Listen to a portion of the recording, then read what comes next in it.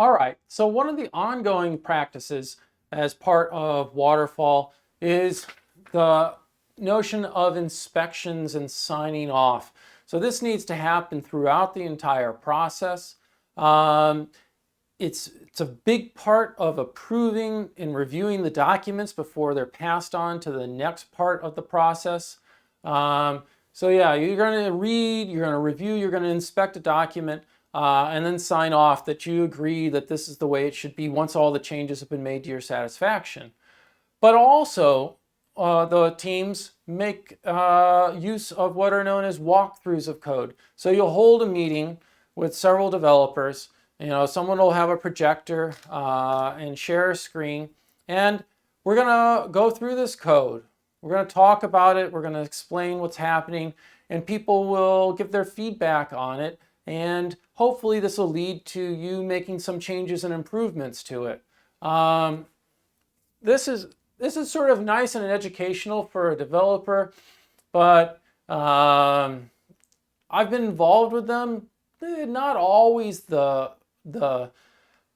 It's hard to get that work integrated into an overall schedule. It's hard to figure out when do you do these and when do those changes that get recommended, when do they actually get made. You're going to end up doing a lot of refactoring basically.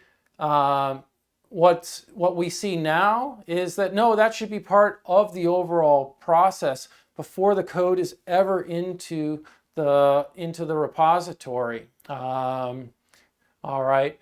The same thing goes with a code review. A code review is, oh, we're going to take a small portion of code and people are going to really tear it apart and make sure it works right and talk about it and ways to improve it.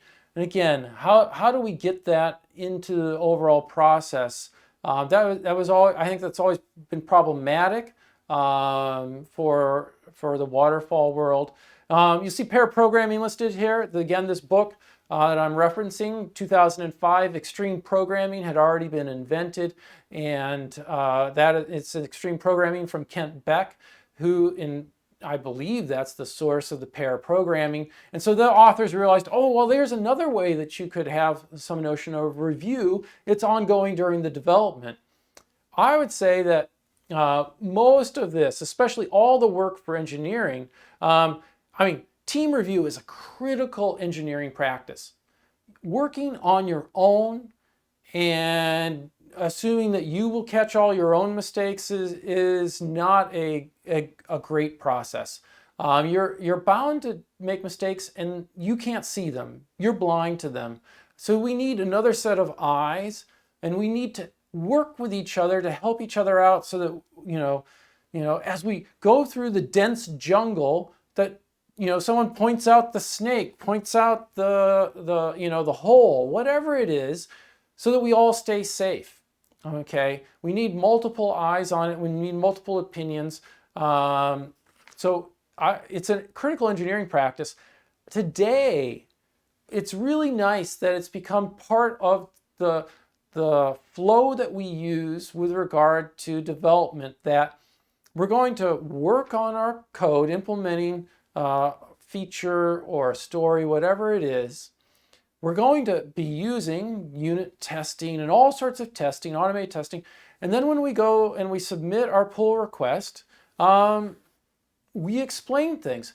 Basically, by the way, you end up documenting, you end up getting, oh, this is the way it is. This is how it all is supposed to be. This is the way it's supposed to work. You can test to verify that it all does.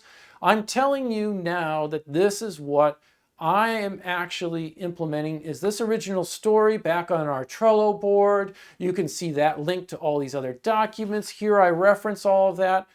And let me prove to you that I have built something that is really good and does what it's supposed to do based upon the way that we have designed it. Well, and we're not going to put that code in before someone or a couple of people have critically reviewed it, given us feedback on it. They're going to read it. They're going to use all these tools to view the differences in the code. And we're going to go back and make changes based upon what they tell us, what they find, until it meets the team's standard for code that is allowed to be in the repository. What you might well have experienced this already on your teams, that some people are in the worst case scenario, hey, they're pair programming and one person on the pair approves the pair's pull request and they stick their code in the repository. That's the worst possible thing. That's not two different sets of eyes, really. I mean, you both worked on it together, you're still going to be missing. It's better than one person, so pair programming is one way, but it's not sufficient for the code review. Likewise, we have some people who say, oh, hey, it looks great, and they approve it. But they don't really do a solid code review. They don't really give feedback. They don't really look to read the code to see what might be right, wrong, whether it's meeting the group standards and stuff. We've learned that we need to have a high critical bar on our code before we get it into the repository. We need proper engineering review. Once it's in that repository, it is a real piece of software that's supposed to be working. It's not like you're, oh, I was doing mechanical engineering and I'm working on something and I came up with this part and now, oh, what do you guys think of it? Oh, it looks pretty good. Oh, let's do some more testing on it. It's not going to get more testing. This is when you put it in, when you get that pull request approved, that's like it's gone to the factory floor for manufacturing. It's going to go out to customers. They're going to put that in their car. It might be part of the brake system, and their lives depend upon it. You wouldn't get to that stage in mechanical engineering without lots of thorough review, lots of thorough testing. We're going to really verify that this work is right, because we're not going to have these multi-million-dollar assembly lines based upon something that's bad. Well, when we get that code into the main branch, it's out. It's done. It's on the factory floor. Okay? At Facebook, it's called landing a diff. And there, absolutely, it's literally out on the website. It's now being used by customers at Facebook. So this is the standard that we've learned to get to. And it was something I think that was always problematic in the waterfall approach was how do we get that into the process?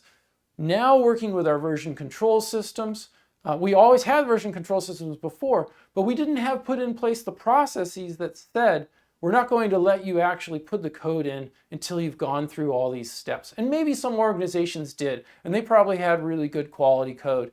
But absolutely, lots of organizations didn't. Again, the idea was we're going to do all this development, and then we're going to test it, and then we're going to fix the bugs. So by its very nature, we delayed the verification and the validation of the quality of the work until later in the project. So it really was, we're putting everything in, we're writing all this code, and where was that code review? There might have been some here and there, but there wasn't much. This is overall is a much better process that we have today. Could you put this in the waterfall? Absolutely. And that's the important thing to note is just because it's waterfall doesn't mean you couldn't actually sort of fix up waterfall. We don't have to do testing after development. You could learn from what Agile and software engineering practice has learned and improve your waterfall process. All right, so during the development phase, we're going to be actively testing it, and we're not going to approve that work as done until it's gone through the review. Well, that works.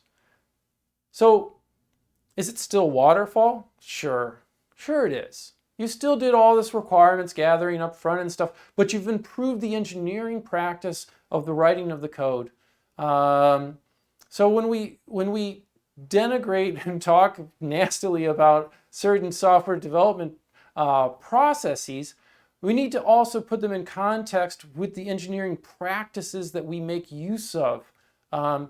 You can, just like I was talking about with scheduling, You could use a scheduling mechanism that's inflexible and inappropriate to dealing with load balancing in software and the nature of the work, or you could come up with other ways of scheduling and keeping track of progress.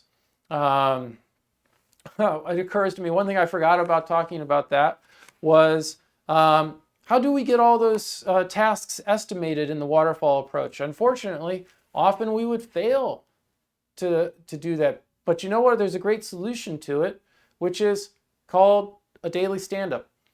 You can do a waterfall approach and have a daily stand-up. And at your daily stand-up, you can get updates on estimates and status of all the current tasks and what's been done, and basically be managing the nature and the status updates with regard to the current status of the project in the same mechanism. You're not going to have a Scrum board. You could, but you could be finding out where people are, checking off those tasks, finding out, oh, this is how much work is left.